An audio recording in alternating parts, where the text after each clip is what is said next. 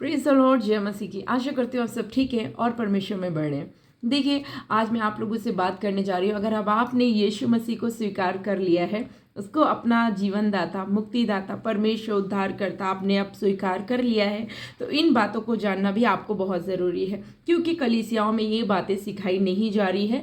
I don't know क्यों नहीं सिखा रहे हैं वो, लेकिन मैं आपको जितना कोशिश हो सकता है, आपने विश्वास करने के बाद आपको नहीं पता है तो आइए आज हम बात करेंगे, ठीक है। और आपको मैं बताऊंगी कि आपने अगर अब यीशु मसीह में आ गए हैं तो उसके सिद्धांत क्या हैं, उनके सिद्धांतों पे कैसे चलना है। ये मेरा आज का मैसेज होगा, तो इसे ध्यान से सुनिएगा और परमेश्वर की महिमा करिएगा। और लगे तो अपनी राय को कमेंट बॉक्स में ज़रूर से ज़रूर शेयर करा करिए, है ना। बताइए कि कैसा लगा है ना। आप कैसे चल रहे हैं, अभी आपका जीवन कैसा चल रहा है। तो ठीक है, चलिए मैं शुरू करती हूँ। देखिए, अगर आप यीशु मसीह में विश्वास में आ गए, सबसे पहले मैं इजराइलियों की बात करूँगी। आज इस वीडियो में इजराइलियों को मैं लेके बात करने वाली हूँ, है ना। बहुत ज़्यादा मैं कोट नहीं करूँगी, मैं आपको कुछ कुछ चीज़ों को बता दूंगी कि अगर आप यीशु मसीह में आ गए हैं तो किन बातों का ध्यान रखना है, जिससे आपको आशीष मिले, जिससे आपको छुटकारा मिले, जिससे आपको चंगाई मिले, जिससे आप परमेश्वर के संग एक संबंध, अच्छा संबंध बना सके, जिससे आप हर एक क्षेत्र में ब्लेस हो, इधर उधर भागने की जरूरत ना पड़े। हाँ, कोई एक कलीसिया आपको ज्वाइन करना जरूरी है।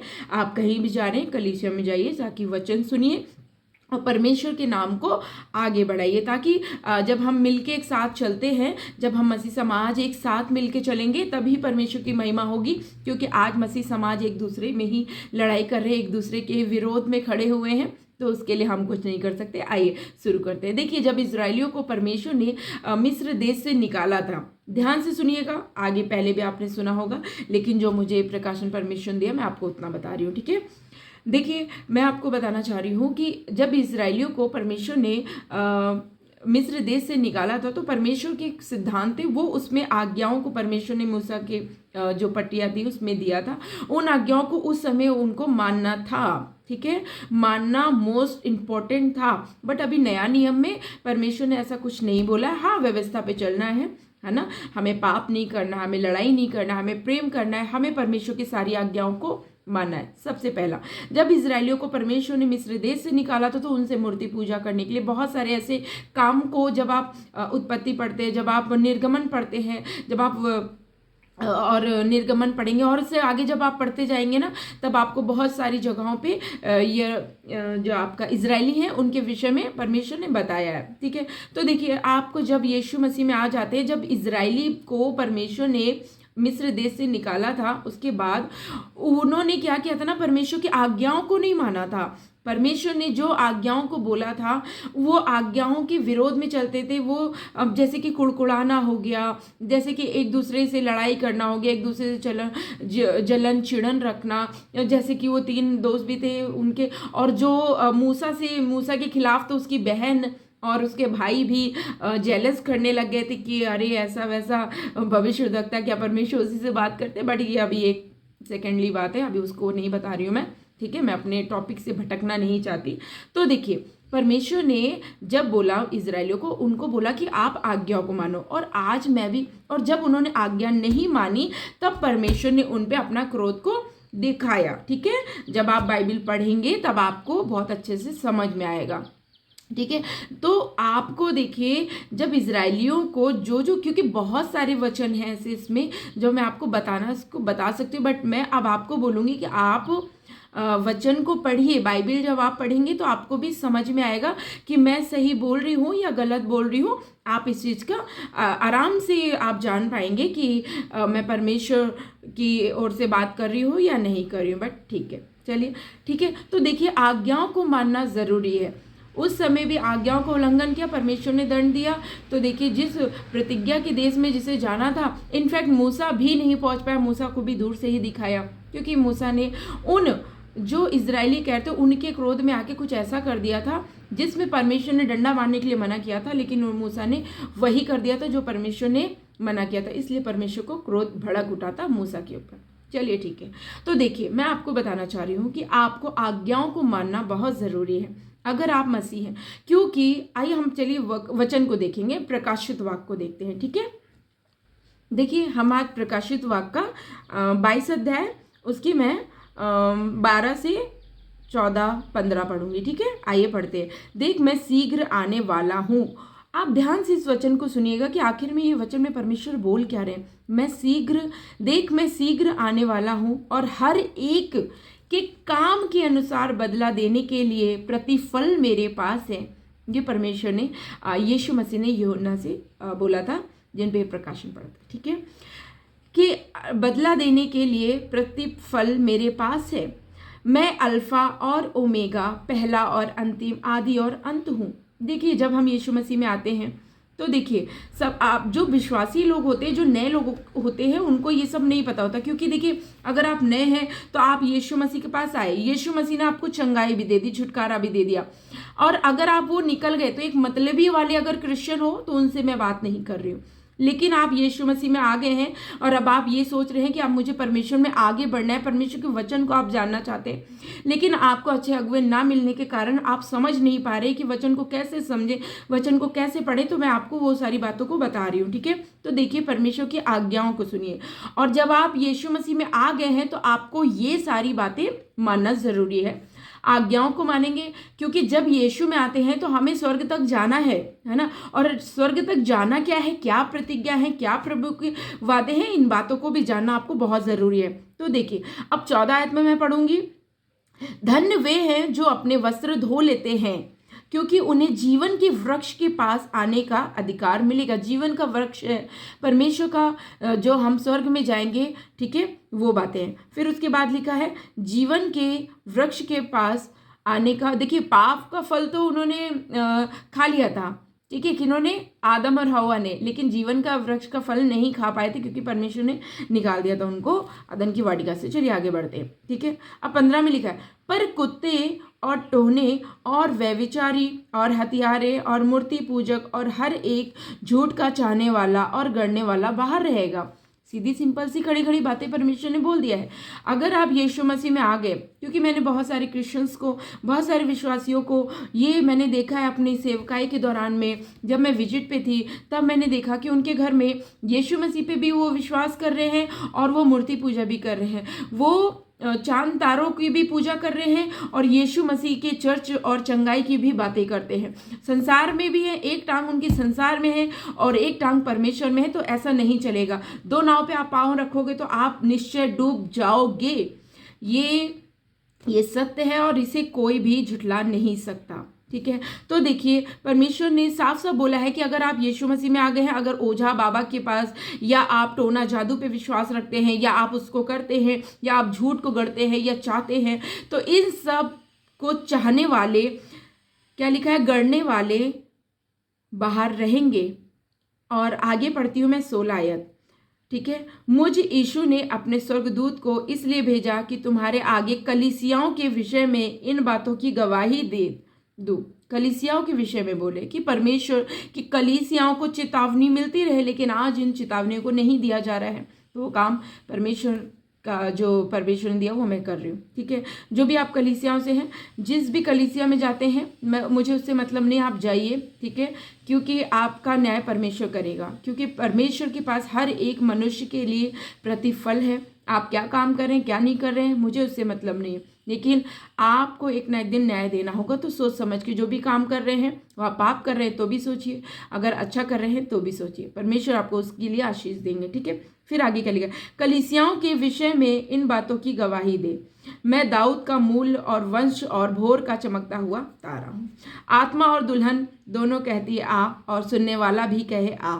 जो प्यासा हो वो आए, और जो कोई चाहे वो जीवन का जल सेतमेत पिए। परमेश्वर का वचन ऐसा कहता है। तो देखिए, परमेश्वर ने ये यीशु का खुद ही स्वयं ये शब्द हैं, वो उन्हीं की ही प्रचार है जो यीशु ने बोला है। बस मैं आपके पास पहुंचा रही, जिन्हें नहीं पता है। मैं विश्वास करती हूँ कि इन वचन के द्वारा आज आप कलीसियाओं में जो चेतावनी नहीं मिल रही, मैं आप लोगों को बोल रही हूँ कि आप सेवक पासवान जो भी हैं, आप अपनी कलीसियाओं को चेतावनी दीजिए, इन वचनों को बारे में बताइए। और अगर आप किसी कलीसिया से जुड़े हैं तो मैं आपको बता रही हूँ, आप उसमें जुड़े रहिए, आप जाइए, अपने पासवान की सेवा की रिस्पेक्ट करिए, इज्जत करिए, लेकिन वचन को ध्यान में रखते हुए। ठीक है। तो देखिए परमेश्वर ने इन सब चीज़ों को साफ साफ मना किया है। तो अगर आप यीशु मसीह में आ गए हैं तो आपका विश्वास यीशु मसीह में होना चाहिए, क्योंकि भजन संहिता भी ऐसा कहता है कि धर्मी जन का विश्वास किसके ऊपर होना चाहिए, किसके ऊपर होना चाहिए, यहोवा के ऊपर, परमेश्वर के ऊपर, ठीक है। परमेश्वर, यहोवा, यीशु सब सेम है, ठीक है। तो देखिए आपका विश्वास यीशु पे होना चाहिए, कोई मनुष्य के ऊपर नहीं, कोई मनुष्य कुछ नहीं कर सकता। तो अगर आप यीशु मसीह में आ गए हैं फिर भी आपके पास तकलीफ है, क्योंकि कई लोगों को मैंने देखा वो बैकस्लाइड हो जाते हैं, क्योंकि पंजाब में मोस्टली लोग विश्वास में आ तो रहे हैं, यीशु मसीह पे आ तो रहे हैं, लेकिन उनका जीवन बहुत ही खराब है, वो दो पाँवों पे चढ़े पड़े हैं। हाँ, कलीसियाओं में भीड़ लगी है उससे मतलब नहीं है ना, उससे मतलब नहीं, लेकिन मतलब इससे कि आपका जीवन कितना चेंज हुआ है, आप कितना यीशु मसीह के दीवाने हैं, आप कितना यीशु मसीह से प्रेम करते हैं। क्योंकि आज ये सब बताने के लिए लोग इसलिए डरते हैं, सेवक इसलिए डरते हैं कि कहीं आप उनके चर्च से कम ना हो जाए, बट उससे क्या मतलब है। आज आपको परमेश्वर ने अगर सेवक आपको नियुक्त किया है तो इन बातों को पहचानना आपको ज़रूरी है। तो देखिए मैं आपको बता रही हूँ, और साफ साफ लिखा है, मुझ यीशु ने अपने स्वर्गदूत को इसलिए भेजा कि तुम्हारे आगे कलीसियाओं के विषय में इन बातों की गवाही दे। कलीसियाओं में इन बातों को पहुंचाना जरूरी है, क्योंकि कलीसियाओं में कहीं ना कहीं यीशु मसीह के समय में नहीं बताया जा रहा होगा कलीसियाओं में, है ना। तो इन बातों को परमेश्वर ने देखा, क्योंकि परमेश्वर तो फ्यूचर को जानने वाला परमेश्वर ने, वो आदि अंत और हमेशा का सदैव का परमेश्वर है। तो देखिए आपको मैं बताना चाह रही हूँ कि, और मैं एक बात और आपको एक वचन और बताना चाहूँगी कि देखिए मैं आप लोगों के विरोध में नहीं खड़ी, लेकिन मैं संसार की अभिलाषाओं के विरोध में बात करती हूँ। इसलिए लोग मेरी बात सुनने से, क्योंकि वचन में लिखा है अंत के दिनों में आप अपनी खुजली को, कान की खुजली मिटाने वाले उपदेशों को चुनेंगे। तो मुझे मैं खरा ही सेवकाई करती हूँ और खरा ही वचन आप तक पहुँचाऊँगी। लगे तो आप सुनिए, नहीं लगे तो ना सुनिए, क्योंकि वो आपको जवाबदारी देना है, मुझे कुछ नहीं। मैंने अपना काम करना था, मैंने कर दिया, ठीक है। तो देखिए आज आप कुचले हुए हैं, आप तकलीफ में हैं, परेशानी में हैं, तो मैं उन सबों से बोलना चाहती हूँ, आप यीशु मसीह पे विश्वास कर चुके हैं तो देखिए आप यीशु मसीह ने जैसा जीवन बोला है आपको चलना ज़रूरी है। यीशु मसीह ने इजरायलियों को बहुत टीच किया, बहुत ही उनको सिखा रहे थे। उनको देखिए जब मिस्र में थे उनको लिखा है लहसुन खाते थे, प्याज खाते, उनको खीरा चाहिए, ये चाहिए, वो चाहिए, खरबूजे चाहिए। फिर परमेश्वर ने उनको हर एक चीज़ समय समय में प्रोवाइड करी, लेकिन फिर भी उनकी अभिलाषाएं ख़त्म नहीं होती। तो परमेश्वर आपके अंदर से, देखिए जब हम संसार में होते हैं तो हम पाप वाप करके हर एक चीज़ करके आपको जैसे मन होता है वैसे आप कमा लेते हैं, क्योंकि तब तक आपको वचन नहीं पता होता है। लेकिन जब आप यीशु मसीह में आ जाते हैं तो आपको वचन देने का, प्रचार करने का समय शुरू हो जाता है। अब आप ट्रेनिंग लेना शुरू कर देते हो, और हर एक मनुष्य जाति के लिए, हर एक कलीसियाओं के लिए, हर एक बच्चे, बुजुर्ग, बूढ़े जितने भी हैं, हर एक को वचन पे चलना आवश्यक है, ज़रूरी है, क्योंकि ये प्रभु ही ने बोला है, ठीक है। तो देखिए आपको कैसा जीवन जीना है। आइए एक वचन और बताती हूँ मैं, ठीक है। एक वचन और पढ़ूंगी, प्रकाशित वाक्य का 21 आयत का है, और उसका मैं 27 पढ़ूंगी कि ये वचन भी आपके जीवन में बहुत ही ज़रूरी होने वाला है। परंतु उसमें कोई अपवित्र या घृणित, चलिए आगे से 26 से पढ़ती हूँ। लोग जाति जाति के तेज और वैभव का सामना उसमें लाएंगे, परंतु उसमें कोई अपवित्र, ये स्वर्ग की बात हो रही है, ठीक है। परंतु उसमें कोई अपवित्र वस्तु या घृणित काम करने वाला या झूठ का गढ़ने वाला किसी रीति से प्रवेश ना करेगा, पर केवल वे लोग जिनके नाम मेमने के जीवन की पुस्तक में लिखे हैं वे ही प्रवेश करेंगे। तो देखिए अगर आप यीशु मसीह में आने के बाद भी आज आप गंदा जीवन जी रहे हैं, अगर अभी तक आप जीवन जी रहे थे, अगर आज ये वचन आपको मिल गया है तो देखिए आज से अपने जीवन को बदल दीजिए। आप कोशिश करिए, आप धीमे धीमे ही चल पाएंगे। इकट्ठा से ही आप सीढ़ी से कूद के जाएंगे तो आपको पता नहीं चलेगा कि स्टेप कौन से कितना गैप में है, ठीक है। तो एक एक सीढ़ी चढ़ के आपको जाना है, ताकि आप सही तरीके से, आहिस्ता से, आराम से, धीरज रख के आप चढ़ें, ठीक है।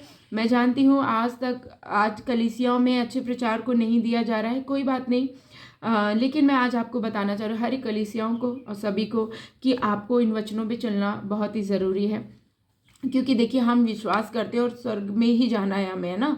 अगर आप संसार में हैं और यीशु मसीह में विश्वास कर लिया, करना तो ठीक है, और अगर आपने अपने जीवन को, मन को ना बदला और आप वही संसारिक जीवन जी रहे हैं, तो देखिए आप स्वर्ग में परमेश्वर नहीं आप पे तरस खाएगा, क्योंकि आप जब तक जीवित है तब तक आपको मौका दिया जा रहा है। जिस दिन आप मरे, समय खत्म, आपको सीधा आपका न्याय होना है, ठीक है।